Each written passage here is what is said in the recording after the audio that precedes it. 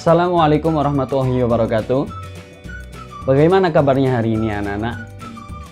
Semoga kita semua dalam keadaan sehat walafiat. Nah, karena kondisi yang tidak memungkinkan apabila kita bertemu di dalam kelas secara langsung, maka pada hari ini kita akan melakukan pembelajaran melalui video conference atau daring. Nah, sebelum melakukan pembelajaran pada pagi hari ini, bagaimana kalau kita menyanyikan lagu terlebih dahulu? Nah, untuk kali ini kita akan menyanyikan lagu yang berjudul Kulihat Ibu Pertiwi karena negara kita sedang berduka atas wabah COVID-19.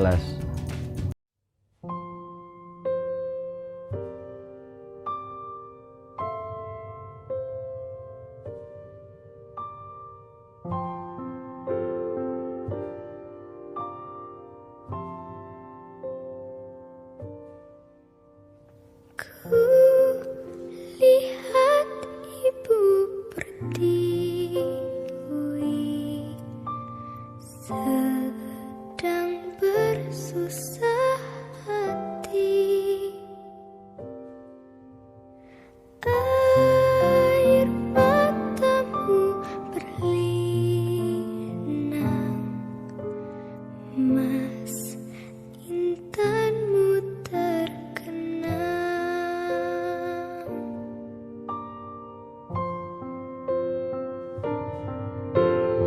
hutan, gunung, sawah, lautan, simpanan kekayaan.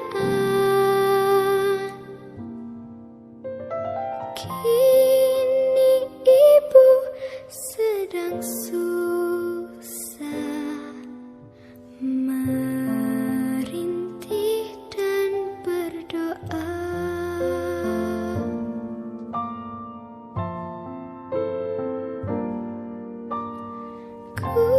Kulihat ibu pertiwi sedang bersusah hati, air matamu berlinang, mas intanmu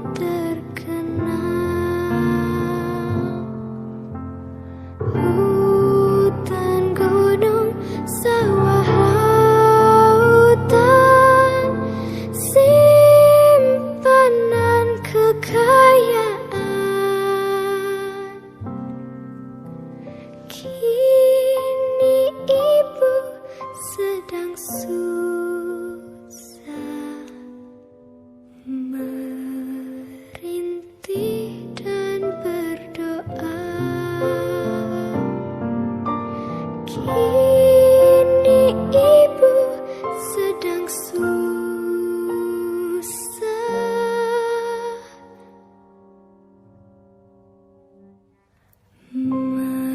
merintih dan berdoa.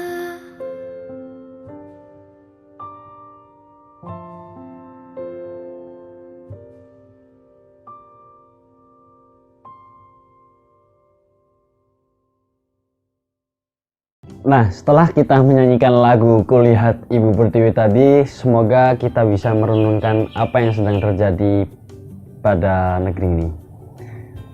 Baik anak-anak, untuk selanjutnya sebenarnya hari ini kita mau belajar apa sih? Nah, hari ini kita akan belajar tentang perdagangan internasional. Kira-kira manfaat apa aja sih yang kita dapat jika kita mempelajari perdagangan internasional ini? Baik, yang pertama, apabila kita mempelajari perdagangan internasional ini, kita akan mampu memahami pengertian perdagangan internasional. Yang kedua, kita mampu memahami perbedaan perdagangan dalam negeri dan perdagangan internasional. Yang ketiga, kita mampu memahami faktor perdagangan internasional. Kemudian kita mampu memahami manfaat perdagangan internasional. Yang kelima, kita mampu memahami hambatan apa aja dalam perdagangan internasional. Dan yang terakhir, kita mampu memahami apa sih ekspor dan impor itu. Terus setelah kita mengetahui manfaat dari apabila kita mempelajari perdagangan internasional, terus tujuannya apa sih Pak? Nah, tujuan pembelajaran pada kali ini ialah kita bisa menganalisis perdagangan di sekitar kita ini, sehingga kita mampu mengkaitkan dengan perdagangan yang lebih besar, yaitu perdagangan internasional. Kemudian yang kedua, kita diharapkan dalam tujuan ini kita mampu menyajikan hasil analisis tentang perdagangan di sekitar kita ini, sehingga mampu mengkaitkan dengan perdagangan internasional. Jadi seperti itu. Sebelumnya kita cari tahu dulu yuk, perdagangan itu apa sih? Nah, di sini teman-teman apa ada yang sudah mengerti perdagangan itu sebenarnya apa sih? Atau di sekitar kita mungkin sudah ada perdagangan itu? Apakah yang kita lihat sehari-hari seperti toko-toko kecil, kemudian pedagang sayur, kemudian pedagang mainan, apakah itu disebut perdagangan juga? Nah, betul sekali. Jadi hal-hal yang berada di sekitar kita, orang-orang yang jualan seperti jualan di toko, jualan sayuran, jualan mainan, itu adalah termasuk perdagangan. Pada materi hari ini kita membahas yang lebih besar, yaitu perdagangan internasional. Jadi kurang lebih konsep perdagangan yang kita bahas pada kali ini sebenarnya tidak jauh berbeda dengan perdagangan-perdagangan yang ada di sekitar kita. Namun hanya saja konteksnya ini lebih besar, yaitu perdagangan antar negara. Wah, kira-kira Indonesia menjual apa aja sih, dan Indonesia bisa membeli apa aja sih? Yuk kita lanjut. Pengertian perdagangan internasional. Perdagangan internasional adalah kegiatan jual beli barang atau jasa yang dilakukan antar dua negara atau lebih yang bertujuan untuk memenuhi kebutuhan bersama. Jadi, perdagangan internasional itu sama seperti perdagangan-perdagangan yang ada di sekitar kita, yaitu kegiatan jual beli barang atau jasa. Jual beli sayuran, jual beli mainan, jual beli makanan, ataupun jual beli jasa seperti akuntan dan lain-lain, itu sama. Cuman yang membedakan di sini ialah perdagangan internasional ini skalanya besar. Jadi sekali melakukan transaksi jual beli, mereka menggunakan jumlah yang sangat besar sehingga tidak rugi dalam biaya transportasi untuk mengirim barang tersebut. Nah, perdagangan internasional ini dilakukan dengan kegiatan ekspor dan impor, di mana pelaku dari kegiatan ekspor disebut eksportir, sedangkan pelaku kegiatan impor disebut importir. Faktor-faktor yang menimbulkan perdagangan internasional atau bisa disebut faktor yang menyebabkan terjadinya perdagangan internasional. Yang pertama yaitu adanya perbedaan harga barang. Jadi, perbedaan harga barang di suatu negara dengan negara yang lain bisa saja memiliki perbedaan yang sangat jauh. Sebagai contoh, perbedaan harga handphone atau smartphone di Singapura dengan di Indonesia itu berbeda. Di Singapura, katakan iPhone 11 harganya 8 juta. Bila dikurskan ke dalam rupiah setara dengan 8 juta rupiah. Tapi ketika di Indonesia, HP iPhone 11 memiliki harga 11 juta rupiah. Hal tersebut memicu terjadinya perdagangan internasional karena perbedaan harga barang yang sangat signifikan, apalagi dengan jumlah yang banyak. Yang kedua, penghematan biaya. Penghematan biaya ini menyebabkan terjadinya perdagangan internasional, menyebabkan terjadinya kondisi atau kegiatan ekspor dan impor. Kenapa begitu? Selain adanya perbedaan harga barang tadi, penghematan biaya ini yang dimaksud adalah penghematan biaya produksi. Jadi ketika dikalkulasikan, ketika suatu negara ingin memproduksi barang atau jasa tersebut, ternyata harganya lebih mahal dibandingkan jika suatu negara tersebut mengimpor dari negara lain. Contoh, ketika Indonesia ingin membuat teknologi atau mobil merek Indonesia sendiri, ketika ingin membuat, ternyata biaya produksi mobil tersebut lebih mahal daripada Indonesia langsung saja mengimpor dari Jepang. Hal tersebut memicu terjadinya perdagangan internasional, yaitu Indonesia mengimpor mobil dari Jepang karena penghematan biaya. Yang ketiga, keanekaragaman kondisi geografis. Keanekaragaman kondisi geografis membuat terjadinya perdagangan internasional. Karena apa? Karena sebagai contoh, kondisi geografis di Rusia dengan di Indonesia atau kondisi geografis di Amerika Serikat dengan di Indonesia sangat berbeda. Di Indonesia kondisi geografisnya masih bisa ditanami atau sangat cocok ditanami oleh padi, sehingga Indonesia merupakan salah satu lumbung padi Asia atau penghasil padi beras Asia. Sedangkan Amerika Serikat konteks atau kontur tanahnya tidak cocok jika ditanami padi atau beras, sehingga negara-negara seperti Amerika Serikat, negara-negara seperti Rusia yang merupakan negara perkotaan, memilih untuk mengimpor beras dari negara-negara penghasil padi seperti China, Indonesia, Thailand, Vietnam, dan lain-lain. Jadi seperti itu. Kemudian faktor yang keempat yaitu perbedaan selera. Perbedaan selera ini dimaksudkan seperti sebagai contoh makanan daripada orang luar seperti khususnya Eropa ialah gandum, roti, sedangkan Indonesia ialah beras. Nah, ketika orang-orang di Asia Tenggara seperti kita membutuhkan makanan-makanan yang tidak ada di Indonesia, mereka harus mengimpor dari negara lain. Jadi seperti itu.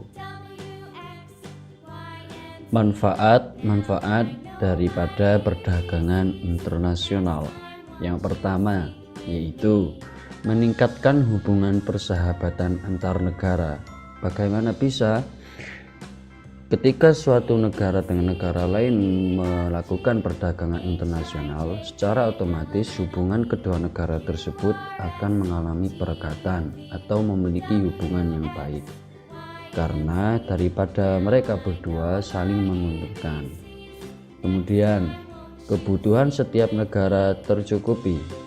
Dari perdagangan internasional, kebutuhan setiap negara pasti tercukupi, karena kebutuhan yang semulanya tidak ada akhirnya terpenuhi karena mereka melakukan perdagangan internasional atau ekspor impor dengan negara lain. Yang ketiga, negara pengekspor memperoleh keuntungan.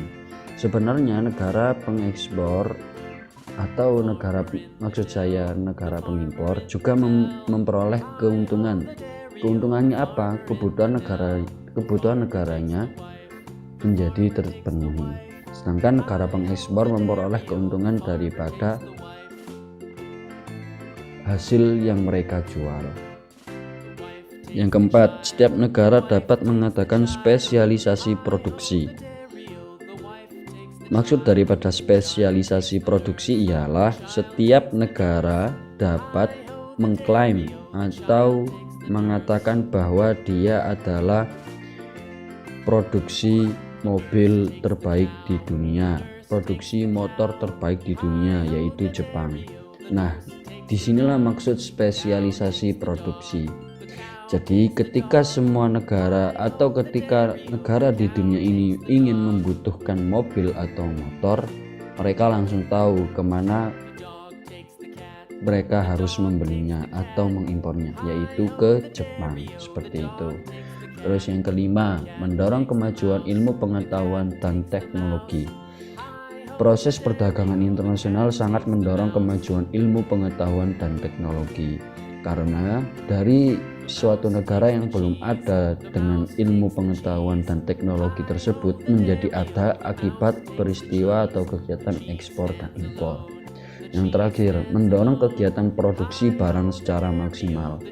Kegiatan ekspor dan impor mendorong setiap perusahaan untuk melakukan produksi barang secara maksimal karena jumlah yang mereka kirim sangat banyak dan haruslah memiliki kualitas yang baik agar kegiatan ekspor dan impor tersebut berjalan secara terus-menerus dan tidak merugikan kedua belah pihak negara. Komoditas ekspor. Ekspor yaitu kegiatan menjual barang ke luar negeri. Contoh, ketika saya memproduksi sandal bengkiak dari kayu yang sangat terkenal di Indonesia, terus kemudian saya ingin mengirim sandal bengkiak saya untuk dijual di Australia, sehingga saya harus melakukan kegiatan ekspor dan saya dianggap sebagai eksportir. Hal inilah yang disebut dengan kegiatan ekspor.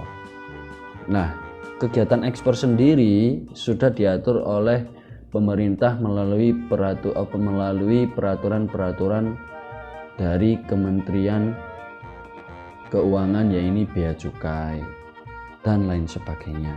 Di bawah ini merupakan kebijakan yang dikeluarkan pemerintah berkaitan dengan ekspor. Di antaranya yang pertama yaitu subsidi ekspor, yaitu pemberian bantuan untuk meningkatkan ekspor dengan pembelian kredit kepada eksportir, kemudian menurunkan pajak kepada eksportir, dan penyederhanaan prosedur.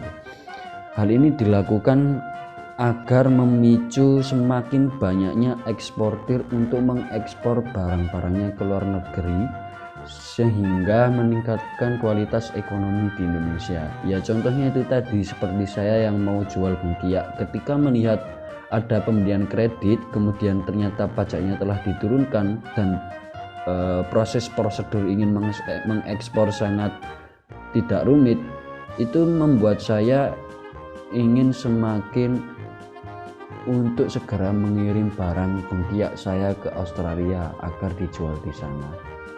Jadi seperti itu. Yang kedua, politik dumping. Apa politik dumping itu? Yaitu kebijakan dalam menjual barang yang sama di luar negeri lebih murah bila dibandingkan dengan menjual di dalam negeri. Jadi politik dumping ini adalah untuk membuat kepercayaan pembeli dari luar negeri agar terus-menerus melakukan impor di Indonesia. Jadi seperti itu. Contohnya ketika harga bengkiak saya dijual di Indonesia itu harganya 50.000. Namun ketika saya jual ke pengepul di Australia, harganya cuman saya kasih 40.000 atau sampai 30.000. Hal ini bertujuan untuk memikat pembeli dari Australia agar terus-menerus melakukan impor bengkiak di Indonesia. Jadi seperti itu. Kemudian pembatasan ekspor, yaitu pembatasan ekspor untuk barang-barang tertentu untuk mencukupi kebutuhan dalam negeri sendiri. Nah, pembatasan ekspor ini yaitu untuk memenuhi kebutuhan barang tersebut di Indonesia terlebih dahulu. Jangan sampai kebutuhan di Indonesia berkurang, namun kebutuhan di luar negeri malah tercukupi. Contoh, pada saat ini lagi maraknya alat pelindung diri bagi tenaga medis di Indonesia. Indonesia memproduksi alat pelindung diri. Nah, pembatasan ekspor ini ialah bertujuan untuk agar alat pelindung diri bagi tenaga medis di Indonesia supaya terpenuhi dahulu. Setelah terpenuhi semua, baru mereka melakukan ekspor kepada negara-negara yang sangat membutuhkan alat pelindung diri ini. Kemudian devaluasi, yaitu kebijakan untuk menurunkan nilai mata uang sendiri terhadap nilai mata uang negara lain secara tertentu. Hal ini bertujuan untuk melindungi industri dalam negeri dan untuk meningkatkan ekspor itu sendiri. Yaitu tadi, hal ini bertujuan untuk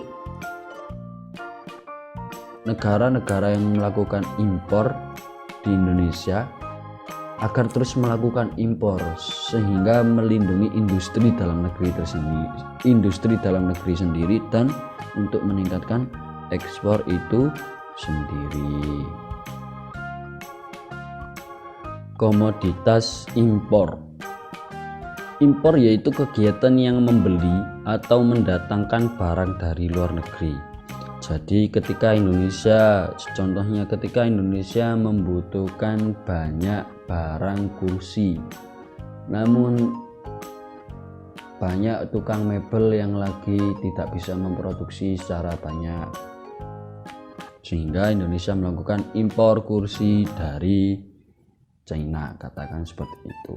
Jadi kegiatan impor adalah kegiatan membeli dari Indonesia kepada luar negeri. Untuk mendukung kegiatan impor, maka pemerintah mengeluarkan berbagai kebijakan. Di antaranya, yang pertama tarif impor, yaitu mengenakan tarif impor yang tinggi terhadap barang-barang tertentu untuk mengurangi masuknya barang-barang tersebut ke dalam negeri. Jadi tarif impornya ini dinaikkan agar semakin banyak atau semakin sedikit barang yang masuk dari luar negeri ke Indonesia. Hal ini tujuannya untuk melindungi produksi dalam negeri. Jadi untuk melindungi industri-industri atau perusahaan-perusahaan yang berada di dalam negeri. Yang kedua, larangan impor atau biasa disebut dengan embargo, yaitu kebijakan yang dilakukan dengan cara melarang impor produk tertentu yang juga diproduksi di dalam negeri, terutama untuk barang-barang produksi dalam negeri yang memiliki daya saing lemah. Jadi seumpama banyak industri sandal di Indonesia yang memiliki daya saing lemah, jadi minat sandal di Indonesia itu yang diminati malah sandal dari China daripada sandal-sandal di Indonesia, padahal kualitasnya sama, harganya pun juga sama. Nah, pemerintah bisa melakukan embargo agar tidak mengimpor sandal dari China. Jadi seperti itu. Kemudian kuota impor, yaitu membatasi masuknya jumlah barang-barang tertentu ke dalam negeri. Tujuannya apa? Tujuannya selain melindungi produksi dalam negeri, juga untuk mendorong perluasan industri. Jadi agar semakin perusahaan atau industri dalam negeri melakukan perluasan industrinya untuk memproduksi barang tersebut secara maksimal. Kemudian yang keempat, peraturan anti dumping, yaitu kebijakan untuk mencegah politik dumping dari negara lain atau bagi negara lain yang mengekspor barangnya ke negara kita. Jadi jangan sampai barang-barang yang masuk ke Indonesia itu barangnya lebih murah daripada produk dalam negeri sendiri, sehingga hal tersebut dapat merugikan industri atau perusahaan di Indonesia sendiri karena lebih laris barang yang dari luar negeri. Sebagai tindak lanjut, Bapak akan memberikan tugas pada anak-anak. Nah, tugasnya ialah Bapak akan memunculkan gambar, nanti oleh anak-anak kalian analisa gambar tersebut. Langkah-langkahnya gimana? Langkah-langkah yang pertama adalah bentuklah kelompok beranggotakan 4 orang. Jadi satu kelompok isinya 4 orang. Kemudian amatilah gambar tersebut dengan seksama bersama teman-teman kelompok kalian. Jadi setelah kalian amati gambar tersebut, maka kalian diharuskan untuk mencari tahu barang apa aja sih yang diekspor oleh Indonesia ke luar negeri. Jadi Indonesia memproduksi barang apa aja yang biasanya mereka kirim ke luar negeri. Kalian diharuskan mencari minimal 5 barang.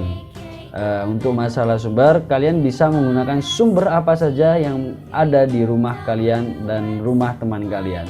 Kalian bisa menggunakan sumber dari orang tua, dari buku, dari PC atau laptop, kemudian dari smartphone yang kalian punya. Sebelum pelajaran pada hari ini saya akhiri, Bapak akan menarik kesimpulan pada pembelajaran pagi hari ini, yakni pada dasarnya manusia ialah makhluk sosial. Apa artinya? Makhluk sosial ialah makhluk yang tidak bisa memenuhi kebutuhannya sendiri. Jadi dia harus dibantu oleh orang lain untuk memenuhi kebutuhannya sendiri. Jadi manusia dengan manusia lain itu saling berterkaitan. Mereka harus saling membantu untuk memenuhi kebutuhannya sendiri. Kemudian begitu pula dengan negara. Negara tidak mampu memenuhi kebutuhan bagi warganya sendiri. Karena biasanya setiap negara pasti mempunyai keterbatasan pada sumber daya alam, sumber daya manusia, maupun alat dan fasilitasnya. Sehingga setiap negara harus melakukan perdagangan internasional agar mereka mampu memenuhi kebutuhan bagi warganya. Jadi seperti itu kesimpulan pada pagi hari ini. Pertemuan pada kali ini saya akhiri. Sampai jumpa pada pertemuan-pertemuan selanjutnya. Wassalamualaikum warahmatullahi wabarakatuh.